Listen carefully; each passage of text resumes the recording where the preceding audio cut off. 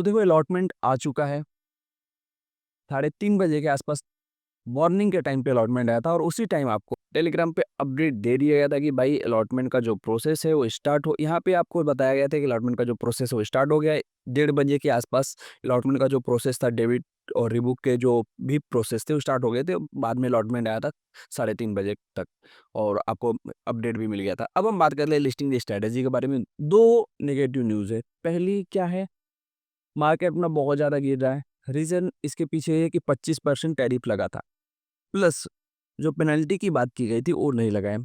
कल मतलब कि 4 तारीख में ट्रम्प का एक बयान आता है कि वो इंडिया पे जो टैरिफ उन्होंने लगाया है उसको और बढ़ाने वाले हैं। मतलब एक धमकी बोल सकते हैं कि इंडिया पे जो टैरिफ लगा है उसको और इंक्रीज करने वाले हैं। रीजन आपको पता है, जो रसिया से ऑयल वगैरह जो हम लोग लेते हैं उस वजह से। तो ट्रम्प की टैरिफ के वजह से मार्केट आज बहुत ज़्यादा गिरे। कल मार्केट आप देखो तो यहाँ से सपोर्ट लेके बहुत अच्छा बाइंग आई थी। बहुत हेल्दी कैंडल क्लोजिंग हुई थी डेली टाइम फ्रेम पे। अगेन आज मार्केट 100 पॉइंट डाउन है और रीज़न सिंपल सा है। प्लस क्या है हमारे लिए, अगर देखा जाए तो सी प्लस की आज लिस्टिंग हुई थी और जीएमपी से ज़्यादा लिस्टिंग हुई थी। हालाँकि डिमांड पहले से ही इस आईपीओ में था, उसके बाद भी जो डिमांड था उससे ज़्यादा लिस्टिंग हुई थी। अब एनएसडीएल में क्या कर सकते हैं इसके बारे में बात करें तो देखो, जहाँ रिटेल को भर-भर के अलॉटमेंट मिलता है, वहाँ पे या तो जीएमपी कम रहती है या फिर लिस्टिंग फीकी होती है। और यहाँ पे भी रिटेल में देखा जाए तो लिस्ट काफ़ी लोगों को यहाँ पे अलॉटमेंट मिला हो। किसी को 1 लॉट्स, किसी को 2, किसी को 3, किसी को 4 ऐसे और किसी को 1 भी नहीं मिला है, होता है। काफ़ी ऐसे आईपीओ आए थे जहाँ पे इश्यू साइज़ कम था, वहाँ पे काफ़ी लकी लोगों को अलॉटमेंट मिला था। जैसे सी प्लस में बहुत रेयरली अलॉटमेंट मिला था, इस वजह से लिस्टिंग अच्छी हुई थी। अब ये आईपीओ है, अच्छा खासा इश्यू साइज़ था। अब अच्छा खासा इश्यू साइज़ था, रिटेल को भी मिला है। तो रिटेल क्या करते हैं, पहले दिन ही प्री मार्केट में पूरा का पूरा सेलिंग प्रेशर ही डाल देते हैं। एक तो मार्केट वीक, ऊपर से आप प्री मार्केट में और ज़्यादा सेलिंग डाल रहे हो, फिर डिमांड क्रिएट नहीं होगा तो थोड़ा-सा वीक लिस्टिंग भी हो सकती है। लेकिन अगर हम देखा जाए जीएमपी इसकी, एनएसडीएल की जीएमपी देखते हैं तो अब भी एनएसडीएल की जीएमपी थोड़ा-सा नीचे है, थोड़ा-सा। मतलब कि 126 से ₹124 आए हैं। मतलब कि देखा जाए तो 15% के आसपास जीएमपी अभी भी है। जो प्रॉफिट हमें इंडिकेट दिखा रहा है ₹2232।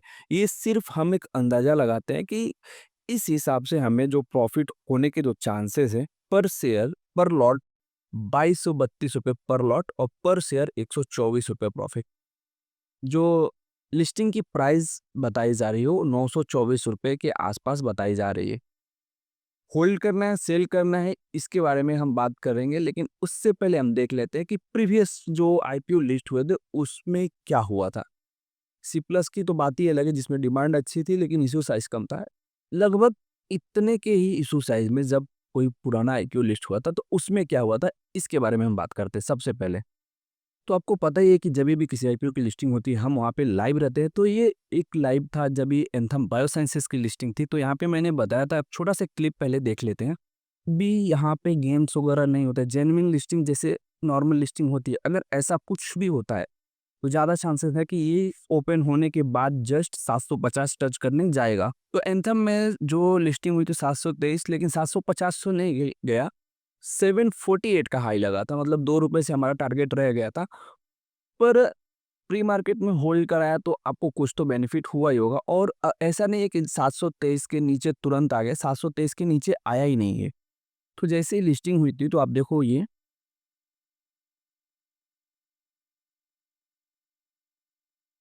वेट करना, बस आप तुरंत सेल मत करना, ये बस जस्ट वेट करना आप लोग। हमारे पास नीचे एसएल पड़ा हुआ है 700 का, तो वेट करना बस।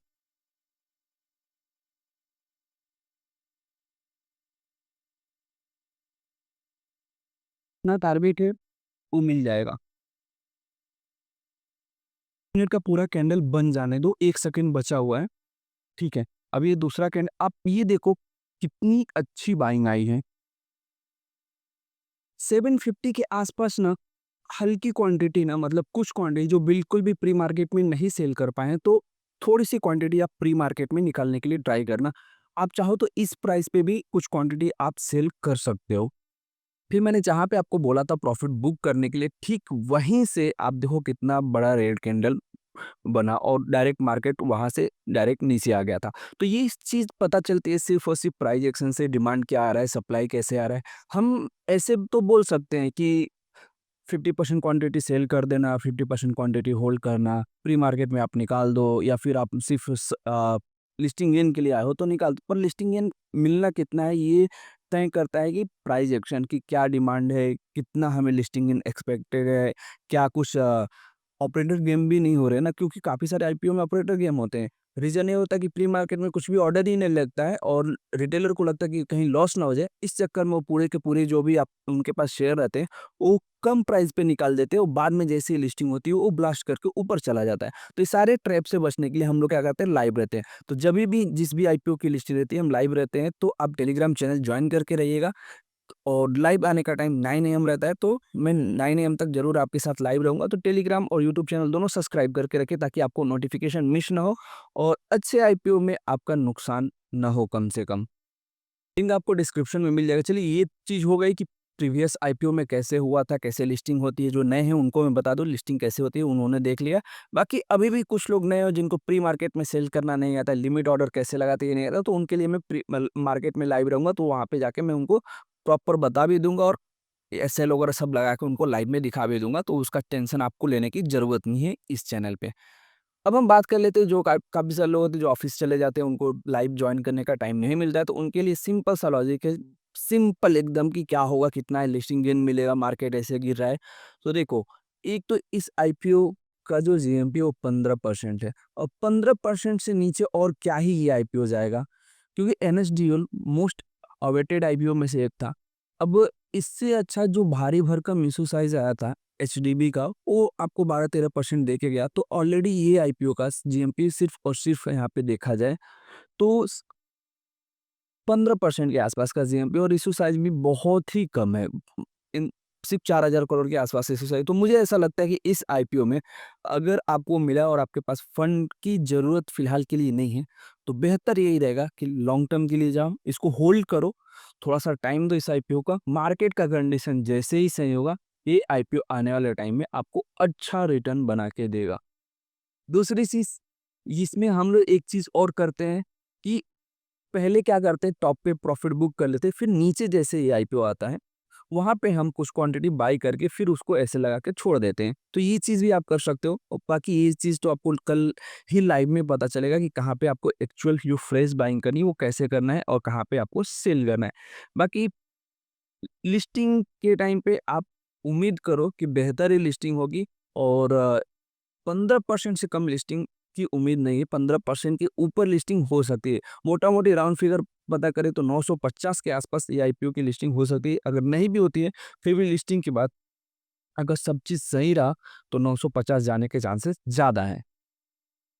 बाकी मैं क्या करने वाला हूँ, ये सारी चीज़ें आपके साथ लाइव में ही दिखा देता हूँ। आप प्रीवियस लाइव भी देखो, मुझे मुझे जो भी अलॉटमेंट मिलता है, मैं आपके सामने सेल करना रहता है, मैं सेल कर देता हूँ कि और बताता हूँ, भाई मैंने इस प्राइस पे सेल कर दिया, रीज़न ये था, इस वजह से सेल किया। होल्ड करना रहता है, तो मैं डेफ़िनेटली बताता हूँ। टेलीग्राम पे भी आपको स्क्रीनशॉट देता हूँ कि भाई मैंने होल्ड किया, जैसे कि क्रिज़ेक में मैंने होल्ड किया था। एंथम बायोसाइंसेज़ में आपको बताया था कि अगर आप फ्रेश बाई करना चाहते हो तो प्रॉफिट बुकिंग कर लेना, 700 के आसपास आएगा तो वापस से आप उसमें एंट्री लेना और 750 का आपका टारगेट रहेगा। आप जाके देखो 700, कल ही उसके अगले दिन एंथम बायोसाइंसेज़ 700 के आसपास आया और सेम डे ही 750 भी गया था। तो बाकी मिलते हैं एक नए वीडियो में, तब तक के लिए बाय बाय, टेक केयर और कल लाइव जॉइन करना मत भूलिएगा और यहाँ तक आ गए हैं तो आप चैनल को भी प्लीज़ सब्सक्राइब कर दीजिए और आप कमेंट करके ज़रूर बताना कि आपको कितने लॉट अलॉट हुआ है एनएसटीएल में।